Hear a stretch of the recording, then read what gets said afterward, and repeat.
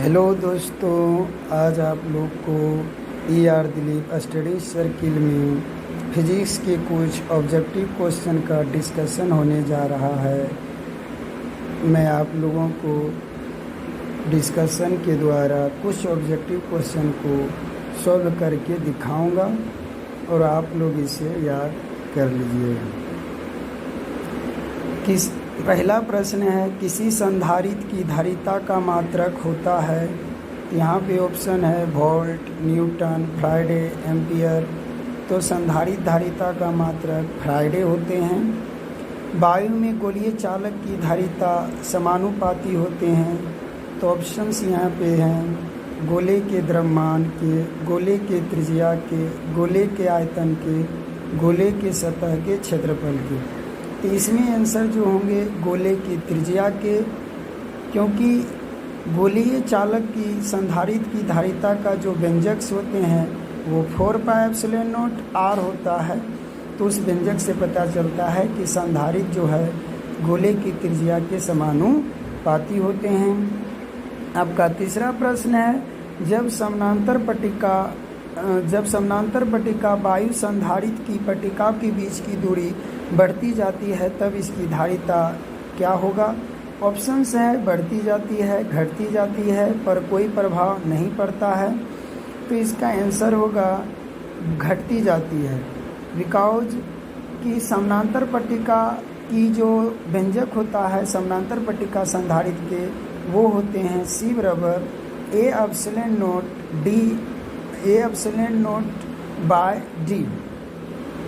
और D जो हो गए संधारित्र के व्युत्क्रमानुपाती, यानी कि D दूरी क्या हो गए संधारित्र के व्युत्क्रमानुपाती। इसलिए हम कह सकते हैं जब समानांतर पट्टिका संधारित्र की पट्टिका के बीच की दूरी बढ़ती जाए तो उसकी धारिता का मान क्या हो जाएंगे, घटते जाएंगे।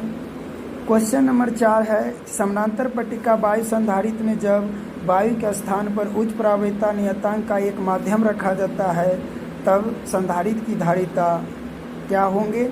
तो ऑप्शन से यहाँ पे बढ़ती है, घटती है, में कोई परिवर्तन नहीं होता है, शून्य हो जाती है। तो इसमें आंसर आपका हो जाएगा बढ़ती है, क्योंकि समानांतर पट्टिका के बीच में दो पट्टिकाओं के बीच में कोई भी प्रवाहिता वाले वस्तु रखी जाए तो उसका मान बढ़ता ही जाता है। बिकॉज ऐसी स्थिति में समानांतर पट्टिका का जो व्यंजक होते हैं वो होते हैं A/0 by D minus T into 1 by εr होता है। तो यहाँ पे देखिए कोई भी मान रखेंगे समानांतर पट्टिका के बीच में, कैसू भी रखने की, जब दो पट्टिका के बीच में रखने की बात की जाएगी तो हमेशा समानांतर पट्टिका की धारिता का मान बढ़ते ही जाएंगे।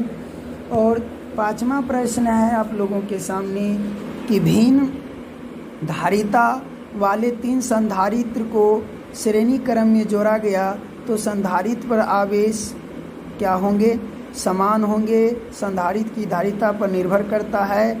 तो देखिए किसी भी संधारित्र को श्रेणी क्रम में जोड़े जाएंगे तो उसमें आवेश समान होंगे।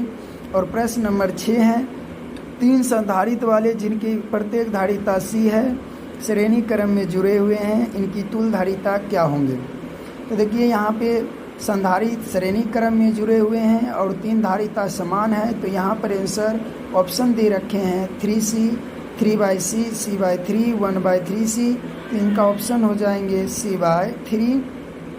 7वां क्वेश्चन है, संधारित्र के समानांतर संयोजन में जो राशि प्रत्येक संधारित्र के लिए समान रहती है वह है आवेश, ऊर्जा, विभवांतर, धारिता।